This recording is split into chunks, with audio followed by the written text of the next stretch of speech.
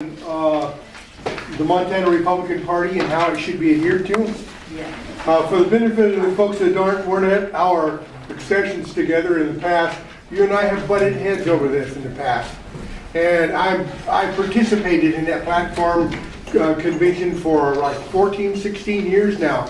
The last time I was a chair of the Health and Human Services platform. So I'm a strong believer in what we, the Republicans, believe and would like to send out as a blueprint for our legislators to go by. And as you know, I'm strongly pushing. That's just not according to the platform. You've written a statement here. And before these people, I want to officially recognize that in your statement, you have shown me something. I was pushing democracy. I was pushing the benefit of the majority, and you're pushing the real principle of why we send good people to legislate for us. We are not a democracy, we are a representative republic. And that means that we send representatives like you to state, to hear the issues one-on-one, face-to-face, to ask the questions, and without our knowledge, make decisions that we won't always agree with. But we recognize the fact that you have the courage to step outside of that blueprint and do what you feel is necessary for what's going on. So I want to recognize that right now and apologize to you for being Democratic when I thought it was a representative republic. Oh my goodness! I just want to say thank you, not for agreeing with me or disagreeing with me, but that's what I was trying to say. But you said it a lot better. But that was actually exactly what I was trying to say. Is no one on this score sheet, no one in our Republican Party, according to this score sheet, gets 100. Nobody. So, to some extent or another, everybody practices representative republic. Thank you. Thank you.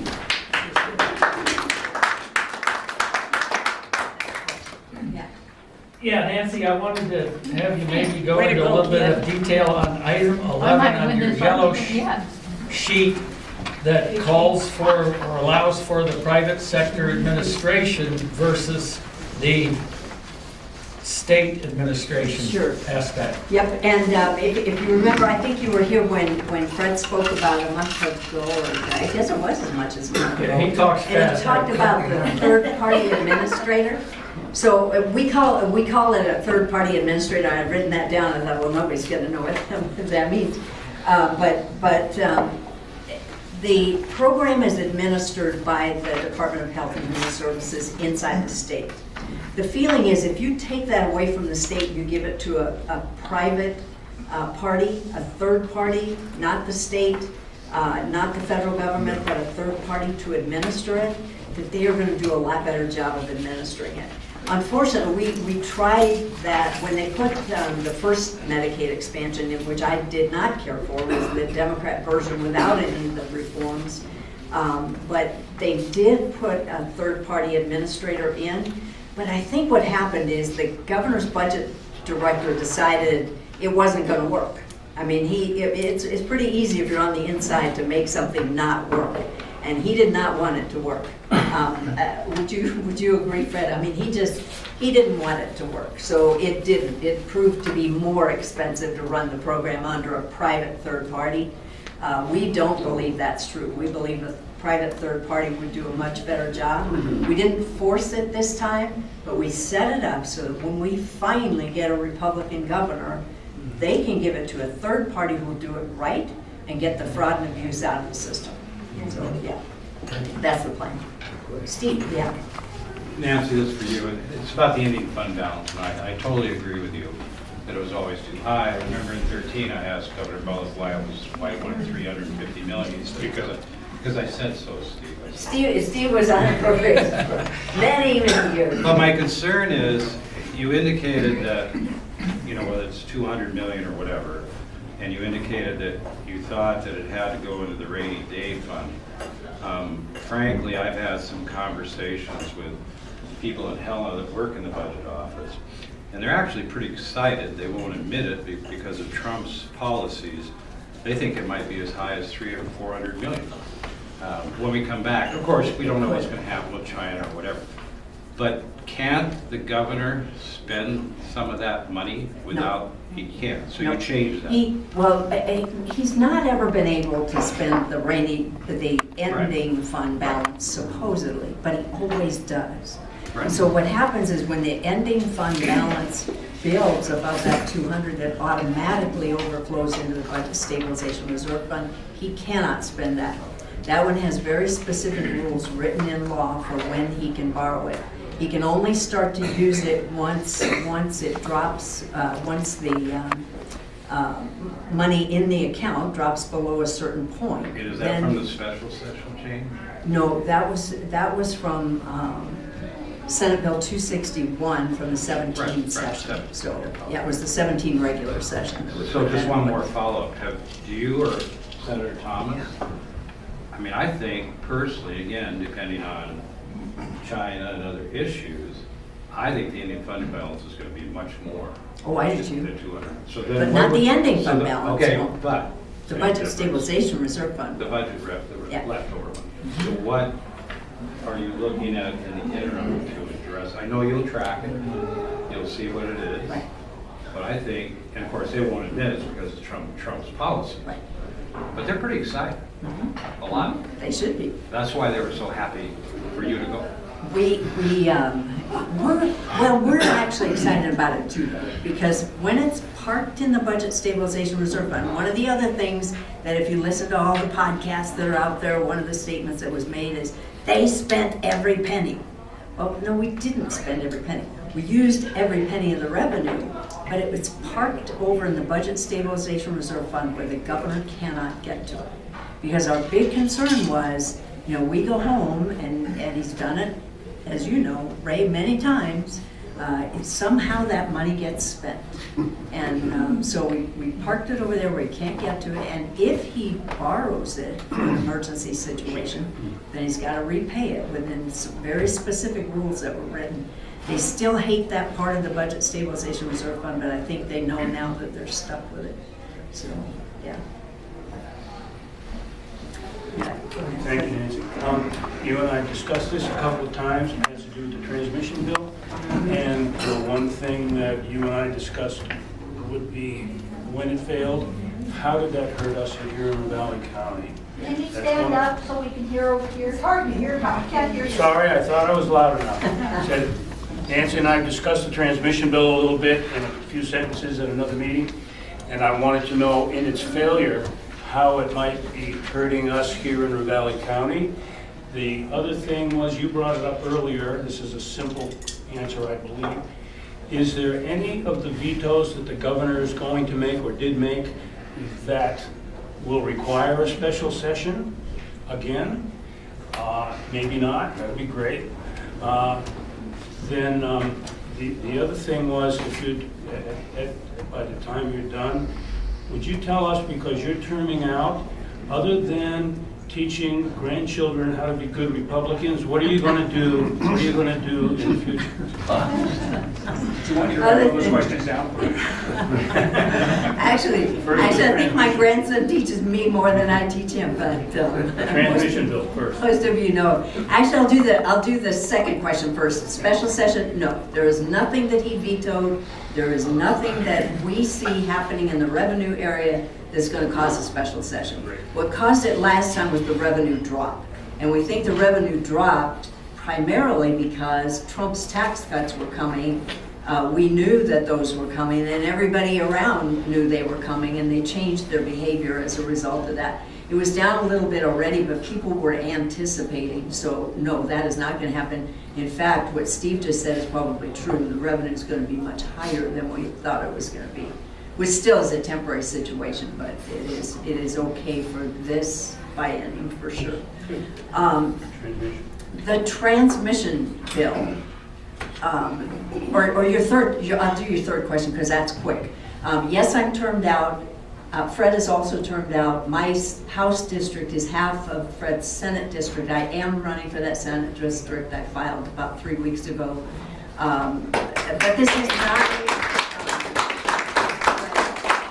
But this This is not in any way a campaign meeting. We don't want it to be. This is about the session and making sure that people understand what was done, why we did it. And you can disagree, but the most important thing is to understand why it was done. So the transmission bill, I didn't get it until maybe a month before the session was over. I got called into a meeting with Northwest Energy, and all of a sudden the light bulb went on. These darn coal strip bills that they were coming out of the east to save coal strip. We were all like, we don't care about saving coal strip. I mean, we care, but they have a single source economy that we cannot do anything about. Coal, eventually, it's dropping in price.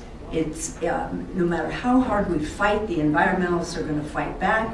We are not going to bring back coal in the long term, period. It's not going to happen. So why do I want to spend a lot of money saving coal strip?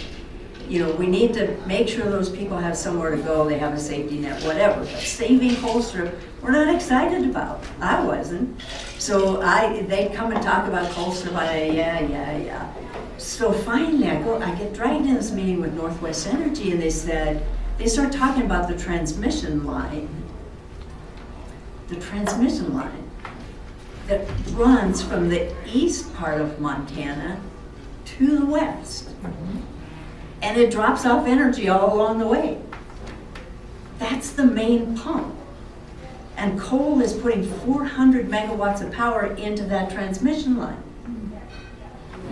So if you don't have coal strip, you don't have 400 megawatts of power going in, the governor and the environmentalists say, well, renewables. Can you imagine 400 megawatts of renewable energy coming through that power line? And we saw some brownouts this last summer, and they were blamed on various things, but it got everybody thinking, my God.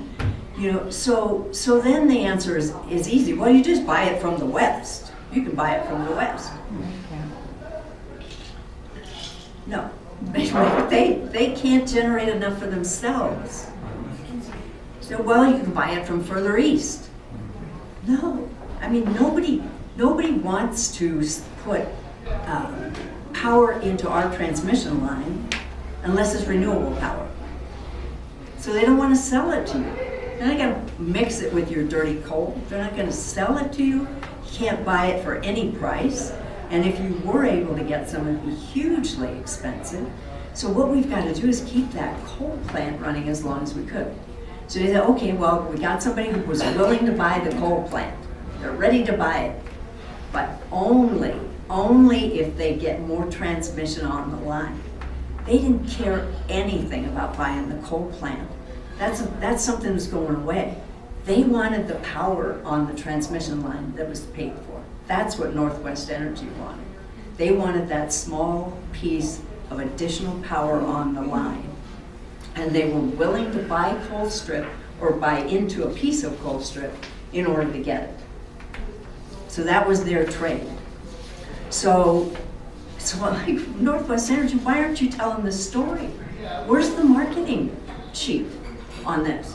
Oh, well, we're going to get right on that. And they had this gal, I've seen her around. I don't know who she is, but yeah, she was sitting there in the corner and she's taking notes like crazy. And they said, well, she's our marketing person. I said, okay, shouldn't take more than a day to get a marketing piece out there to tell our legislators what the heck is going on. It's not about coal strip, it's about the power. So then I talked to a few people. Fred got it. There were a few in the Senate who got it. There were a few in the House who got it, but most didn't have a clue. So they were not the least bit interested in saving coal strip or getting this transmission line going. I never saw a marketing piece from Northwest Energy. And I think the bottom line was their investors did not think it was a good deal. They didn't think it was a good deal at all. And they weren't all that excited about Northwest Energy even buying into it. They're happy to work in North Dakota where they don't have the issues that they have here in Montana. So it was going nowhere. We tried to resurrect it a couple of different times.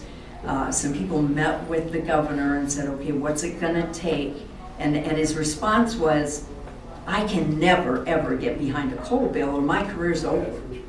So, I can't do it. So we said, okay, what if we made like this little green blankie for you, made out of renewables, and you can put as much renewables as you want on the line, and you go sell that to the environmentalists. It's like, oh, maybe you have something there. So they were over working on how they're gonna convince the environmentalists that it's okay because they're putting all the renewables in. And we're trying to convince legislators that we need this transmission line. If you lose it, you can't go build another one. You can't, you'll never get the property to run a line across again. So he was working, and we were trying to get the legislators to understand it, and Northwest Energy was nowhere to be found. I saw their lobbyist one day sitting in the hallway looking sad, and I'm like, what the heck are you doing? And I said, why aren't you going selling this thing? It was the craziest thing I ever saw, but it was just too little too late, and we could not get it done. And my big fear is we could see some outages. I hope not, but we could. I've got a tag team here. Yeah. Not because I like to hog the. I get excited about this but, because they're this so is- crazy. This is, your question is, what does it mean to us back here? Yeah. And Nancy's going to correct me if I'm wrong. I sat down and looked at the same analysis on this. This means higher power bills for people that are Northwest Energy customers, any way you slice it. Thank God for Valley Electric Co-op. I live in Hamilton, in town. So, and so it means that for all, and I think you can see why that is just by listening to the analysis that Nancy made. Another alternative as coal goes away is to go towards, natural gas-fired generation, which probably is greener and less carbon, and maybe the wave of the future. But if we build a gas-fired plant over there, we're going to end up, ratepayers are going to end up paying for the expansion of that plant. That also jacks rates up as well. And the other thing that's probably not well appreciated, and it wasn't appreciated by me very well until I got involved in the appropriations process, is just how much of the stuff that we fund in this state is funded with coal severance tax revenue coming in. This is a problem that is going to face us eventually in the state of Montana. The reduction of coal production is going to drive this source of funding down, and either we're going to go without a lot of things, a lot of infrastructure projects and that sort of thing, or we're going to have to find another source. But I would rather have some more time to deal with preparing for the disappearance of coal rather than have it foisted upon me quickly. So how does this affect us? In the simple terms is potential for possibly significant rate increases for people living here not in eastern Montana, but in western Montana. David, the Public Service Commission in that bill is supposed to be left out of the deal for 10 years. Did that have any effect on this bill passing at all? Oh, yeah, I mean, negative publicity from that was huge because everyone said, oh, Northwestern's getting this deal, they don't have to pay anything. What they were supposed to, and they said the PSC is not going to be regulating it. What was supposed to happen is they figured over a 10-year period there'd be $75 million worth of maintenance happening on that coal plant. And it's regular maintenance, happens every year. So they said rather than risk litigation, let's make it so that the PSC approves that $75 million up front, and then that $75 million or 10 years, whichever happens first, is already pre-approved. That story got pretty convoluted too, and it turned into it's not being regulated, and that really scared a lot of people off. So it was just a poor marketing job all the way around. I mean, you think of the worst marketing job you can imagine, and that was it. This is another one of those cases that I alluded to earlier.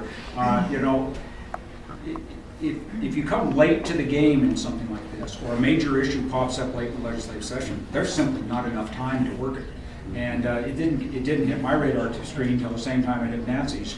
And you know, when you're talking about less than a month to go in the legislative session, it would have been a miracle if we pulled this off. And I think we were pretty close. But we were dealt a really messy hand on this. I hope that this opportunity is still available when this legislature meets 2 years from now, so that we can fix this. I know that during the interim there are wise and cool heads working on coming up with a plan that's ready on day one, so that we can go through all of the process and gaining the public support and the support within the legislature.